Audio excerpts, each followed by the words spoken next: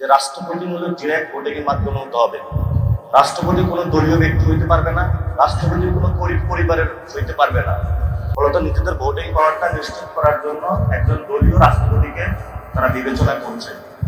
রাষ্ট্রপতির খবর বা রাষ্ট্রপতি বাংলাদেশে দলীয় হওয়া উচিত না, এবং যদি সরকার এইভাবে দলীয় রাষ্ট্রপতি নিয়োগ দিতে থাকে, যেইভাবে হলো শেখ হাসিনা ছাত্রলীগের একটা ছোট্ট ক্যাডারকে ধরে নিয়েছিল, বিএনপিও একই পথে যাচ্ছে, তাহলে যে রাষ্ট্রপতির যে পদটা হেড অফ দ্য স্টেট, এটা কলঙ্কিত করা হচ্ছে।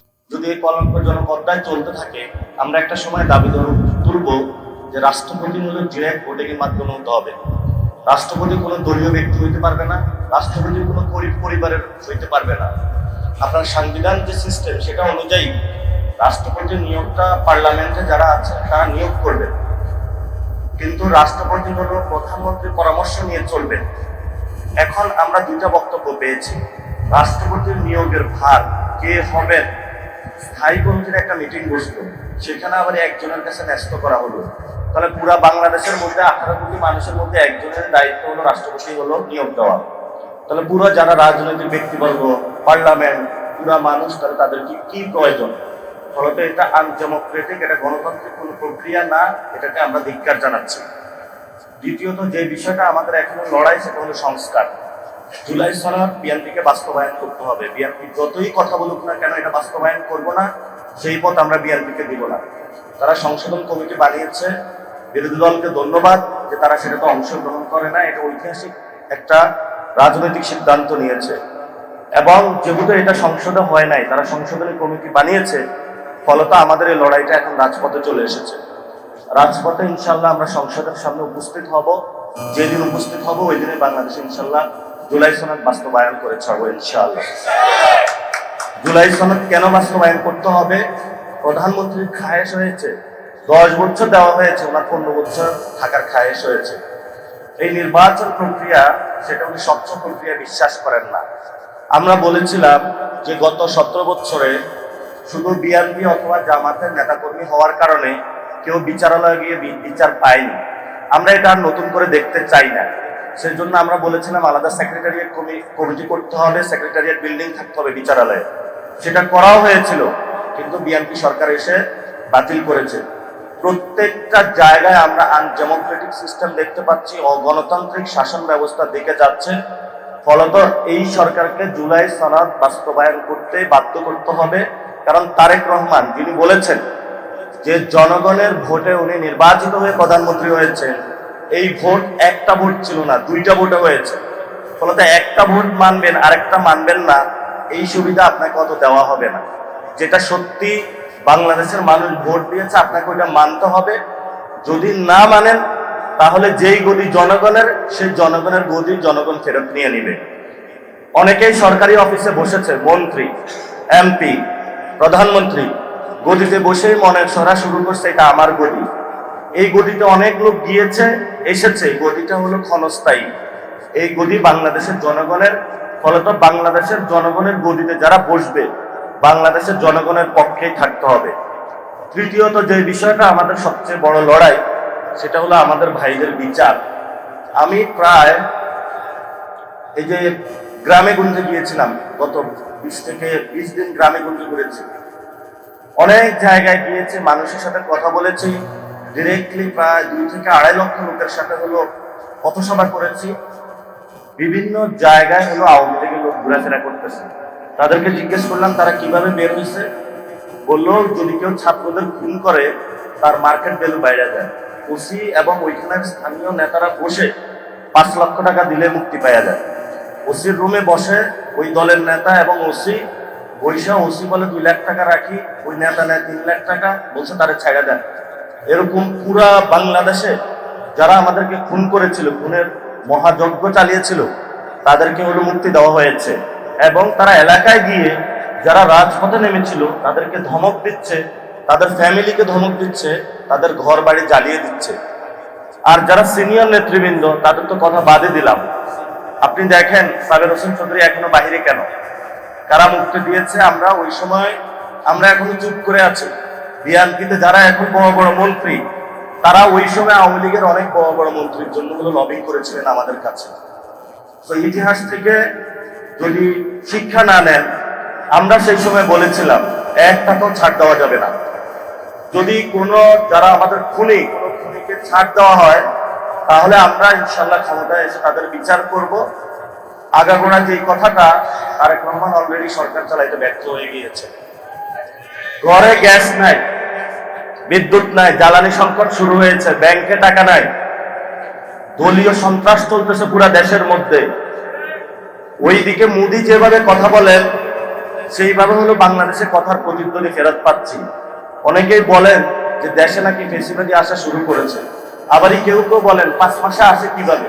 ফেসিবাদী তো আসে নাই, ফেসিবাদ তো আগে রয়েছে, সেটার উপরে তারেক রহমান বসেছে।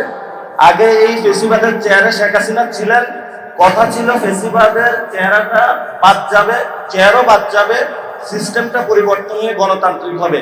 তারেক রহমান ওই পথে গেলেন না, গেলেন সন্ত্রাসের পথে। সন্ত্রাসের জন্য বাংলাদেশ প্রস্তুত না। ইনশাল্লাহ সন্ত্রাসের বিরুদ্ধে দাঁড়াবো, যুদ্ধ করব, দুইটা হয়, জেলে যাব বা কবরে যাব, কিন্তু কারোর সাথে নেগোসিয়েটও হবে না, কারোর সামনে মাথা নত হবে না। এটা আজাদের বাংলাদেশ, উসমান হাদির বাংলাদেশ। সবাই দোয়া করবেন। আসসালামু আলাইকুম ওয়া রাহমাতুল্লাহি ওয়া বারাকাতুহু। দেশবাসী, সম্মানিত সাংবাদিক ভাইরা, বিশেষত লেবার পার্টির সম্মানিত চেয়ারম্যান, আজকে একটি সুন্দর প্রোগ্রাম আয়োজন করার জন্য আজকের এই প্রোগ্রামকে অলঙ্কৃত করেছেন মাননীয় বিরোধী দলীয় নেতা, বর্তমানে মানুষের আমির ডক্টর শফিকুর রহমান। উপস্থিত আছেন 71-এর রণাঙ্গনের মুক্তিযুদ্ধ, তিনি পরবর্তীতেও বাংলাদেশকে অনেক ক্রিটিক্যাল যখন সিচুয়েশন ছিল, সেই জায়গা থেকে তিনি উদ্ধার করেছিলেন ডক্টর কর্নেল অলি আহমেদ। আরও উপস্থিত আছেন পুরো বাংলাদেশকে নতুনভাবে সাজিয়ে নেওয়ার জন্য 11 দলীয় জোটের নেতৃবৃন্দ, উপস্থিত আছেন লেবার পার্টির নেতৃবৃন্দ, উপস্থিত মিডিয়া এবং প্রশাসনের ভাইয়েরা। ছোট্ট কয়েকটা কথা, আমাদের বর্তমান এই যে রাজনৈতিক সময়টা আছে, এই সময়টাতে আমাদের কয়েকটি লড়াই আছে। 1 নম্বর লড়াই হলো আমরা একটি গণতান্ত্রিক বাংলাদেশ চাই। এই গণতান্ত্রিক বাংলাদেশের যাত্রাটা 24-এর গণ অভ্যুত্থানের পরে আমরা শুরু করেছিলাম, কিন্তু গত নির্বাচনে গণতান্ত্রিক বাংলাদেশের যাত্রাটা ব্যাহত হয়েছে। সেই ব্যাহতর জায়গা থেকে আগামী স্থানীয় যে নির্বাচন, সেই নির্বাচনে আমরা গণতান্ত্রিক জায়গাটা নিশ্চিত করতে চাই। তো নিশ্চিত করার জায়গাটা আমরা হোঁচট খেয়েছি। আপনারা জানেন যে বিএনপির যে নির্বাচনী একটা টিম ছিল বা কমিটি ছিল, সেখানে একজন শামসুল আলম নামে একজন ব্যক্তি ছিলেন। উনি রিটায়ারমেন্টে গিয়েছেন, ওই কমিটিতে বিএনপিতে যোগ দিয়েছেন, কাজ করেছেন। সরকার তাকে অতিরিক্ত সচিব পদে আবার নির্বাচন কমিশনে নিয়োগ দিয়েছে। নির্বাচন কমিশন একটি সাংবিধানিক প্রতিষ্ঠান, এটাতে নিরপেক্ষতা বজায় রাখতে হয়।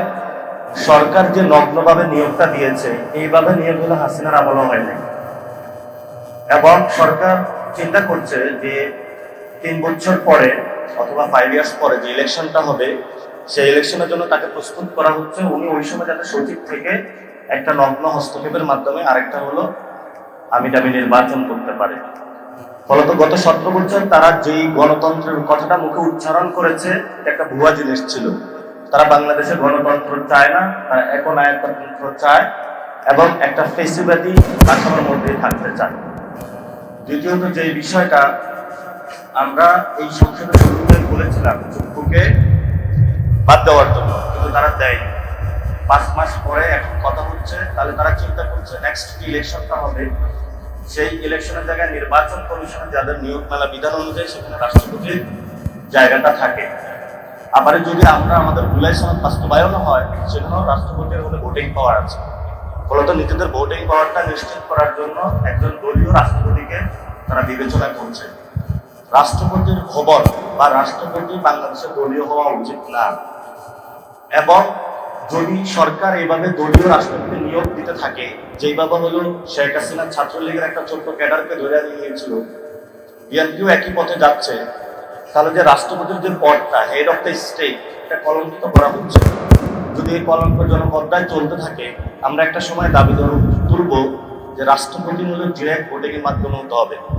রাষ্ট্রপতি কোনো দলীয় ব্যক্তি হইতে পারবে না, রাষ্ট্রপতি কোনো গরিব পরিবারের হইতে পারবে না। আপনার সাংবিধান যে সিস্টেম, সেটা অনুযায়ী রাষ্ট্রপতির নিয়োগটা পার্লামেন্টে যারা আছে তারা নিয়োগ করবেন, কিন্তু রাষ্ট্রপতি হলো প্রধানমন্ত্রীর পরামর্শ নিয়ে চলবেন। এখন আমরা দুইটা বক্তব্য পেয়েছি। রাষ্ট্রপতির নিয়োগের ভার কে হবেন, স্থায়ী কমিটির একটা মিটিং বসলো, সেখানে আবার একজনের কাছে ন্যস্ত করা হলো। তাহলে পুরা বাংলাদেশের মধ্যে 18 কোটি মানুষের মধ্যে একজনের দায়িত্ব হলো রাষ্ট্রপতি হলো নিয়োগ দেওয়া। তাহলে পুরো যারা রাজনৈতিক ব্যক্তিবর্গ, পার্লামেন্ট, পুরা মানুষ, তাহলে তাদের কি প্রয়োজন? ফলত এটা আনডেমোক্রেটিক, এটা গণতান্ত্রিক কোনো প্রক্রিয়া না, এটাকে আমরা